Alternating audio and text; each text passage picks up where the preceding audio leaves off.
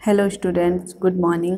आज हम इस वीडियो में सामाजिक अध्ययन के पाठ 4 के अभ्यास प्रश्न सॉल्व करेंगे। ठीक है बच्चों, पिछली वीडियो में हम इसके चैप्टर को पूरा समझ चुके हैं। आज इस वीडियो में इसके अभ्यास प्रश्न सॉल्व करेंगे। ठीक है, तो यहाँ पर का नंबर पर दिया हुआ है, सही विकल्प पर सही का चिन्ह लगाइए। तो बच्चों यहाँ पर हमको 3 ऑप्शन मिलेंगे, जो हमारा सही होगा उस पर हम सही का चिन्ह लगा देंगे। ठीक है, पहला प्रश्न है, भारत में लगभग कितने लाख हेक्टेयर भूमि पर वन हैं? तो पहला ऑप्शन है 764 लाख, दूसरा ऑप्शन है 784 लाख और तीसरा है 785।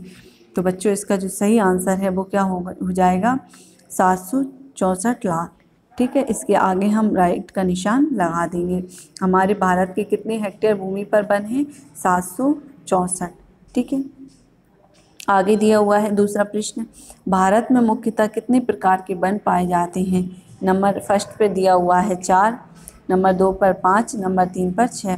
तो बच्चों भारत में मुख्यतः कितने प्रकार के वन पाए जाते हैं? 5 प्रकार के। तो हमारा जो दूसरा ऑप्शन है वो सही हो जाएगा, उसके आगे हम राइट का निशान लगा देंगे। ठीक है, तीसरा प्रश्न दिया हुआ है, वनों से किस उद्योग के लिए कच्चा माल प्राप्त होता है?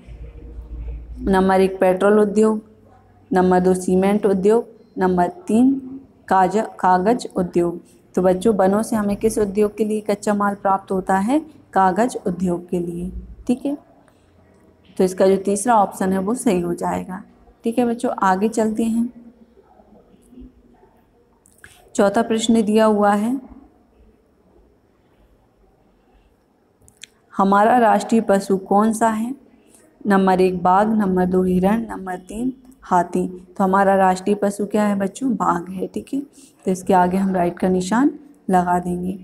आगे दिया हुआ है, खा नंबर पर सही शब्दों को छांटकर रिक्त स्थानों की पूर्ति कीजिए। तो यहाँ पर हमें कुछ शब्द दिए गए हैं, उनमें से हमें खाली स्थानों में छांटकर भरना है। ठीक है बच्चों, पहला है प्रश्न, भारत में वनों का वितरण एक समान नहीं है। तो जो पहला खाली स्थान है उसमें क्या लिख देंगे बच्चों हम? वन। ठीक है, वनों का वितरण एक समान नहीं है। दूसरा ऑप्शन है, हमारे देश के बहुत बड़े भाग में मानसूनी वन पाए जाते हैं। ठीक है बच्चों, जो दूसरा खाली स्थान है उसमें हम क्या लिखेंगे? मानसूनी वन। तीसरा प्रश्न है, ज्वार भाटा के समय ज्वारीय वन समुद्र के जल से भर जाते हैं। तीसरे खाली स्थान में हम क्या लिख देंगे? ज्वारीय। ठीक है, आगे दिया हुआ है, कटीले वन कहाँ पाए जाते हैं बच्चों? कटीले वन कम वर्षा वाले स्थानों पर। तो यहाँ पर जो चौथा खाली स्थान है उस पर हम वर्षा लिख देंगे। ठीक है, पांचवा प्रश्न दिया हुआ है, वनों से हमें कई बहुमूल्य पदार्थ मिलते हैं। तो जो पांचवा खाली स्थान है उसमें हम क्या भर देंगे? बहुमूल्य। ठीक है, आगे चलते हैं। ग नंबर पर दिया हुआ है, सही कथन के लिए सही का तथा गलत कथन के लिए गलत का चिन्ह लगाइए।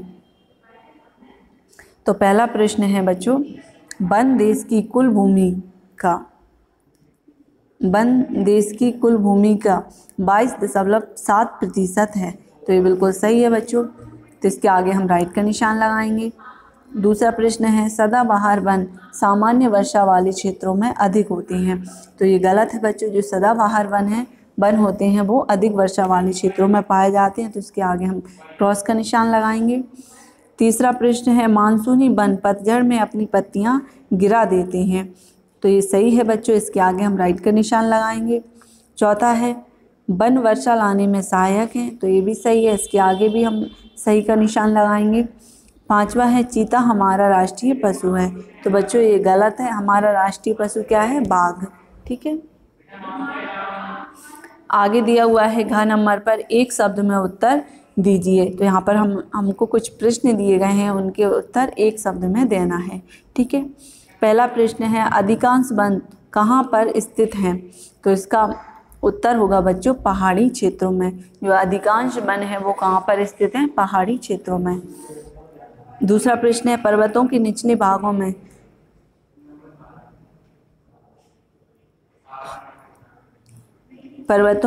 भागों में किस प्रकार के वन पाए जाते हैं?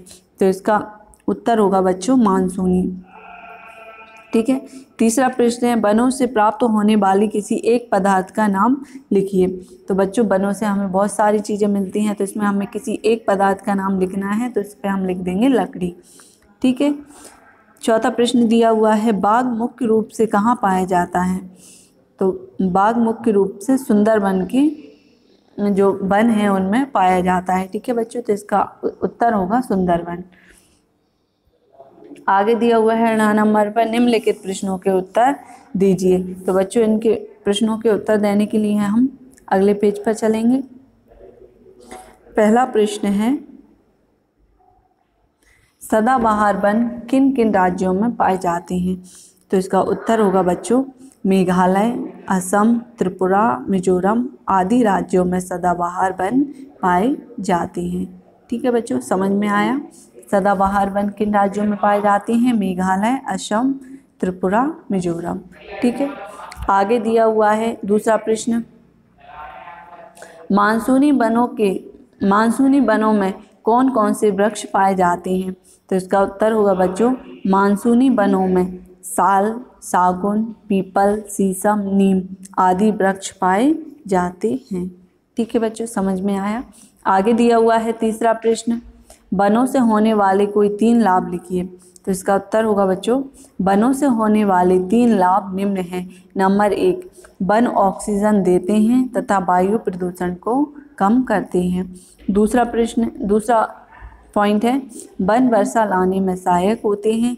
और तीसरा पॉइंट है वन मिट्टी के कटाव को रोकते हैं। तो बच्चों वनों से होने वाले हमको 3 लाभ लिखना थे, जो हमने तीनों पॉइंटों में लिख दिए हैं। ठीक है। आगे चलते हैं। अगला प्रश्न दिया हुआ है प्रश्न नंबर 4 वन संरक्षण क्यों आवश्यक है। तो इसका उत्तर होगा बच्चों प्राकृतिक संतुलन बनाए रखने के लिए वनों का संरक्षण आवश्यक है। ठीक है बच्चों, समझ में आया। इन सभी जो प्रश्नों के जो उत्तर हैं उनको हम पूरा डिटेल में पढ़ चुके हैं हमारे चैप्टर में। ठीक है, तो यहाँ पर ये हमारे प्रश्नों के उत्तर कंप्लीट होते हैं। आगे दिया हुआ है दी गई वर्ग पहेली में से किन्हीं 8 वन्य जीवों के नाम छांटकर लिखिए। तो बच्चों हम यहाँ पर बाघ, हाथी, मोर, बंदर, तेंदुआ, हिरण, सियार, चीता ये सब किस में से ढूंढे हैं। ये जो तालियाँ दी गई हैं उसमें से ढूंढे हैं। आप सभी को भी अपनी बुक्स में से छांटकर यहाँ पर 8 वन्य जीवों के नाम लिखना है। ठीक है बच्चों, इसी के साथ हमारा ये चैप्टर कंप्लीट होता है। आगे हम नेक्स्ट वीडियो में पार्ट 5 कंप्लीट करेंगे। ठीक है बच्चों।